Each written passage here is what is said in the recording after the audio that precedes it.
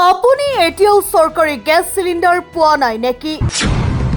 আপুনি চৰকাৰী গেছ চিলিণ্ডাৰৰ বাবে আগতেই আবেদন কৰিছিল, কিন্তু আজিলৈকে গেছ চিলিণ্ডাৰ পোৱা নাই নেকি? তেন্তে এই ভিডিঅ'টো আপোনাৰ বাবে অতি গুৰুত্বপূৰ্ণ। প্ৰধানমন্ত্ৰী উজ্জ্বলা যোজনাৰ নতুন আবেদন পুনৰ আৰম্ভ হৈছে। যোগ্য হিতাধিকাৰীয়ে এতিয়া নতুনকৈ গেছ সংযোগৰ বাবে আবেদন কৰিব পাৰিব। এই ভিডিঅ'টোত আপোনালোকক দেখুৱাম প্ৰধানমন্ত্ৰী উজ্জ্বলা যোজনাৰ বাবে কেনেকৈ আবেদন কৰিব লাগে, আবেদন কৰিবলৈ কি কি ডকুমেণ্টৰ প্ৰয়োজন হয় আৰু কোন কোন লোক এই আঁচনিৰ বাবে যোগ্য। লগতে মোবাইলৰ জৰিয়তে অনলাইন আবেদন কৰাৰ সম্পূৰ্ণ প্ৰক্ৰিয়াটো ষ্টেপ বাই ষ্টেপ সহজ ভাষাত দেখুৱাম। প্ৰথমতে আপোনাৰ মোবাইলত ব্ৰাউজাৰ অপেন কৰিব লাগিব। তাৰ পিছত সাৰ্চ বাৰত গৈ PM উজ্জ্বলা বুলি সাৰ্চ কৰিব লাগিব। সাৰ্চ কৰাৰ পিছত অফিচিয়েল PM উজ্জ্বলা যোজনা ৱেবছাইটটো অপেন কৰিব। ৱেবছাইটৰ লিংকটোত মই কমেণ্টত পিন কৰি দিছোঁ। তাত ক্লিক কৰিলে আপোনালোকে পোনে পোনে প্ৰধানমন্ত্ৰী উজ্জ্বলা যোজনাৰ অফিচিয়েল ৱেবছাইটলৈ যাব পাৰিব। ভুৱা ৱেবছাইটৰ পৰা সাৱধান থাকিব আৰু আবেদন কৰাৰ আগতে অফিচিয়েল ৱেবছাইটটোহে ব্যৱহাৰ কৰিব। তাৰ পিছত apply for new Ujjwala PMUI connection অপশ্যনটো দেখা পাব। নতুন গেছ কানেকশ্যনৰ বাবে আবেদন কৰিবলৈ এই অপশ্যনটোত ক্লিক কৰিব। ইয়াত আপোনালোকে কি কি ডকুমেণ্টৰ প্ৰয়োজন, কি কি যোগ্যতা আৰু কি কি গাইডলাইন মানিব লাগিব সেই সম্পূৰ্ণ তথ্য দেখিবলৈ পাব। এই সকলো তথ্য ভালদৰে চাই লোৱাৰ পিছত অনলাইন এপ্লাই কৰিবলৈ তলত থকা অনলাইন পৰ্টেল অপশ্যনত ক্লিক কৰিব লাগিব। তাৰ পিছত নতুন গেছ কানেকশ্যনৰ বাবে আবেদন প্ৰক্ৰিয়া আৰম্ভ হ'ব। পিছত আপোনাৰ সন্মুখত ভাৰতত LPG গেছ যোগান ধৰাৰ বিভিন্ন অইল মাৰ্কেটিং কোম্পানীৰ অপশ্যন আহিব। ইণ্ডানে ভাৰত আৰু HPৰ জৰিয়তে অনলাইন আবেদন কৰাৰ সুবিধা আছে। তাৰ ভিতৰত আপোনাৰ সুবিধা অনুসৰি যিকোনো এটা গেছ কোম্পানী বাছনি কৰি ক্লিক কৰিব লাগিব। এতিয়া আপোনাৰ এলেকাত যিটো গেছ এজেন্সিৰ ছাৰ্ভিচ উপলব্ধ আছে সেই এজেন্সিটো বাছনি কৰিব লাগিব। উদাহৰণস্বৰূপে আমাৰ এলেকাত যদি ভাৰত গেছৰ ছাৰ্ভিচ উপলব্ধ থাকে তেন্তে আমি ভাৰত গেছ অপশ্যনটো ক্লিক কৰিম। তাৰ পিছত টাইপ অফ কানেকশ্যন অপশ্যনটো আহিব। ইয়াত উজ্জ্বলা যোজনা 3.0 নিউ কানেকশ্যন অপশ্যনটো বাছনি কৰি ক্লিক কৰিব লাগিব। ইয়াৰ পিছত ডিক্লেৰেশ্যনটো ভালদৰে পঢ়ি টিক মাৰ্ক কৰিব লাগিব। তাৰ পিছত আপোনাৰ ষ্টেট আৰু ডিষ্ট্ৰিক্ট বাছনি কৰিব।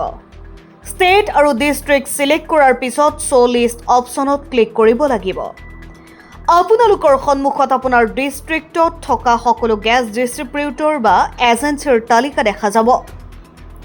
ইয়াৰ পৰা আপোনাৰ এলেকাৰ ওচৰৰ আৰু ভাল ছাৰ্ভিচ দিয়া এজেন্সিখন বাছনি কৰি চিলেক্ট কৰক। তাৰ পিছত আপোনাৰ মোবাইল নম্বৰটো এণ্টাৰ কৰক।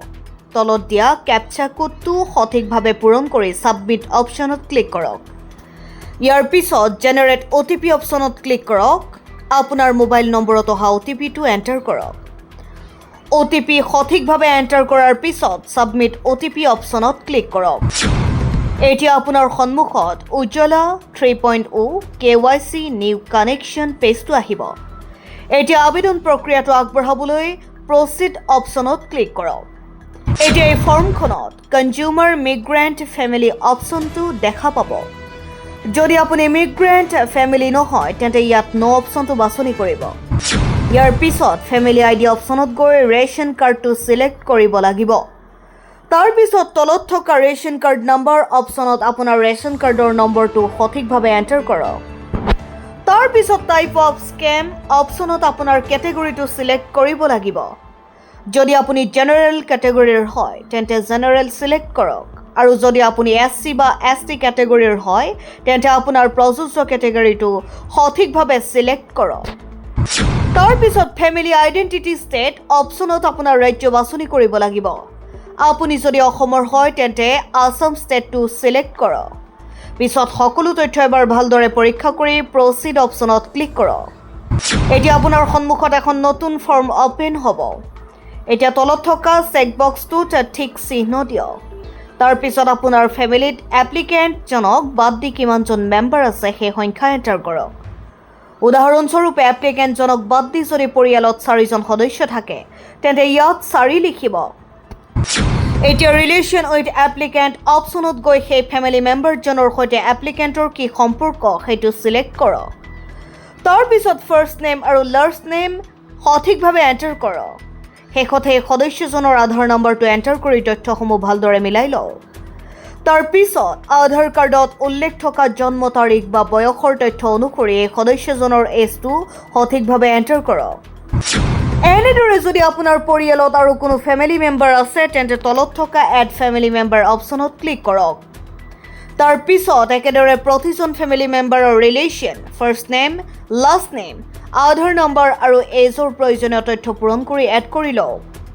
যদি আপুনি ছিংগল এপ্লিকেণ্ট আৰু আপোনাৰ ছিংগল ফেমিলি হয় তেন্তে তলত থকা প্ৰথম অপশ্যনটো চিলেক্ট কৰিব লাগিব। আৰু যদি আপোনাৰ ছিংগল এপ্লিকেণ্ট নাইবা ছিংগল ফেমিলি হোৱাৰ কাৰণ বেলেগ হয়, যেনে তালাক হৈছে বা স্বামীৰ মৃত্যু হৈছে, তেন্তে তলত থকা প্ৰযোজ্য ৰিজন নাইবা অপশ্যনটো চিলেক্ট কৰক।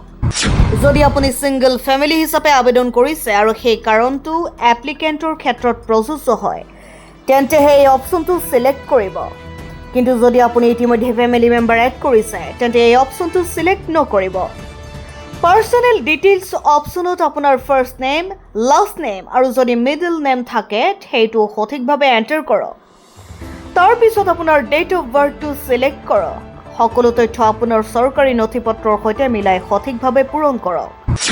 তাৰপিছত এড্ৰেছ ডিটেইলছত আপোনাৰ ঠিকনাটো সঠিকভাৱে এণ্টাৰ কৰিব লাগিব।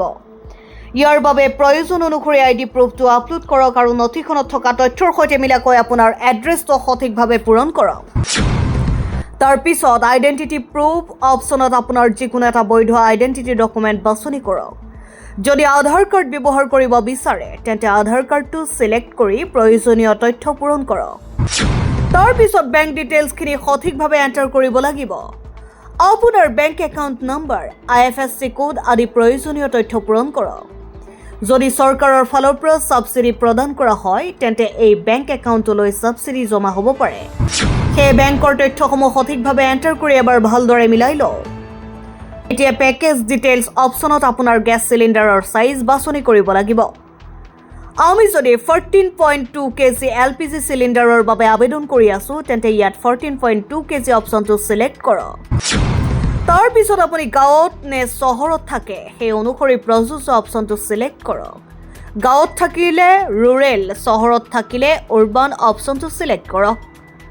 তাৰপিছত আপোনাৰ ডিষ্ট্ৰিক্ট, ছাব ডিষ্ট্ৰিক্ট আৰু ভিলেজ নাইবা টাউন নেম সঠিকভাৱে চিলেক্ট কৰক। সকলো তথ্য পূৰণ কৰাৰ পিছত টিক বক্সটোত ক্লিক কৰি ছাবমিট অপশ্যনত ক্লিক কৰক। ছাবমিট অপশ্যনত ক্লিক কৰাৰ লগে লগে আপোনাৰ ছাবমিট ৰিকুৱেষ্ট নম্বৰ বা ৰেফাৰেন্স নম্বৰ জেনেৰেট হ'ব। এই নম্বৰটো নোট কৰি সুৰক্ষিতভাৱে ৰাখিব। তাৰপিছত তলত থকা click here to upload Ujjwala 3.0 KYC document অপশ্যনত ক্লিক কৰক। এতিয়া আপোনাৰ সন্মুখত এখন নতুন ফৰ্ম অপেন হ'ব। এই ফৰ্মখনত প্ৰয়োজনীয় ডকুমেণ্টছ আপলোড কৰিব লাগিব। ইয়াত আপোনাৰ ৰেচন কাৰ্ড, আধাৰ কাৰ্ড, ডিক্লেৰেশ্যন ফৰ্ম আৰু ফেমিলি মেম্বাৰ সকলৰ প্ৰয়োজনীয় আধাৰ কাৰ্ড আপলোড কৰক। মনত ৰাখিব, ডকুমেণ্ট আপলোড কৰাৰ আগতে পৰ্টেলত দেখুওৱা ফাইল চাইজ লিমিটটো পৰীক্ষা কৰি ল'ব। যদি 300 KBৰ ভিতৰত ফাইল চাইজ বিচৰা হয় তেন্তে প্ৰতিটো ডকুমেণ্ট সেই সীমাৰ ভিতৰত ৰাখি আপলোড কৰিব। যদি আপুনি ডিক্লেৰেশ্যন ফৰ্মখন অনলাইনৰ পৰা ডাউনলোড কৰিব নোৱাৰে তেন্তে শিৱপুৰ লাইভৰ হোৱাটছএপ নম্বৰ 9365636189ত মেছেজ কৰিব পাৰে। আমি আপোনাক ডিক্লেৰেশ্যন ফৰ্মখন পঠিয়াই দিম যাতে আপুনি ডাউনলোড কৰি প্ৰিণ্ট আউট উলিয়াই ফৰ্মখন পূৰণ কৰি ছিগনেচাৰ কৰি আপলোড কৰিব পাৰে। এই ডিক্লেৰেশ্যন ফৰ্মখনত কিছুমান প্ৰশ্নৰ উত্তৰ য়েছ বা ন' অপশ্যনৰ জৰিয়তে দিব লাগিব। আপোনাৰ পৰিয়ালৰ কোনো সদস্যৰ মাহিলী আয় 10,000তকৈ বেছি নেকি? আপোনাৰ নামত 4চকীয়া বাহন আছে নেকি? আপুনি ইনকাম টেক্স দিয়ে নেকি? পৰিয়ালৰ কোনো সদস্য গভৰ্ণমেণ্ট এমপ্লয়ী নেকি? আৰু আপোনাৰ ওচৰত 50,000তকৈও অধিক লিমিট থকা ক্ৰেডিট কাৰ্ড আছে নেকি? এই প্ৰশ্নসমূহৰ উত্তৰ আপোনাৰ প্ৰকৃত তথ্য অনুসৰি য়েছ বা ন' চিলেক্ট কৰি পূৰণ কৰক। ভুল তথ্য নিদিব। ডিক্লেৰেশ্যন ছাবমিট কৰাৰ আগতে সকলো উত্তৰ ভালদৰে পৰীক্ষা কৰি ল'ব। এতিয়া আপোনাৰ অনলাইন এপ্লিকেশ্যন সম্পূৰ্ণ হৈ গ'ল। ইয়াৰ পিছত আপোনাৰ নিৰ্বাচিত গেছ এজেন্সিয়ে আপোনাৰ আবেদন আৰু জমা দিয়া ডকুমেণ্টছসমূহ ৰিভিউ কৰিব। যদি আপুনি চৰকাৰী নিয়ম অনুসৰি এলিজিবল হয় আৰু আপোনাৰ আবেদন অনুমোদিত হয় তেন্তে পৰৱৰ্তী প্ৰক্ৰিয়াৰ জৰিয়তে আপোনাক PM উজ্জ্বলা যোজনাৰ LPG গেছ কানেকশ্যন প্ৰদান কৰা হ'ব। আপুনি যিহেতু প্ৰধানমন্ত্ৰী উজ্জ্বলা যোজনা PMUY-ৰ অধীনত LPG গেছ কানেকশ্যনৰ বাবে আবেদন কৰিছে, সেয়ে যোগ্য হিতাধিকাৰীৰ ক্ষেত্ৰত চৰকাৰী নিয়ম অনুসৰি নতুন গেছ কানেকশ্যন পোৱা নাই, তেন্তে আপোনাৰ সমস্যাটো কমেণ্ট বক্সত জনাব। নতুন চৰকাৰী আঁচনি অনলাইন এপ্লিকেশ্যন আৰু সহজ ষ্টেপ বাই ষ্টেপ তথ্য পাবলৈ শিৱপুৰ লাইভক ফ'ল' কৰি ৰাখক। লগতে এই ভিডিঅ'টো শ্বেয়াৰ কৰি আপোনাৰ পৰিয়াল আৰু পৰিচিত লোকসকলকো জনাওক। আমি সদায় আপোনালোকৰ বাবে চৰকাৰী আঁচনি আৰু অনলাইন এপ্লাই প্ৰচেছসমূহ সহজ ভাষাত বুজাই দিয়াৰ চেষ্টা কৰি থাকিম। শ্বাহিদুল আলমৰ সহযোগত news desk report Shibpur live.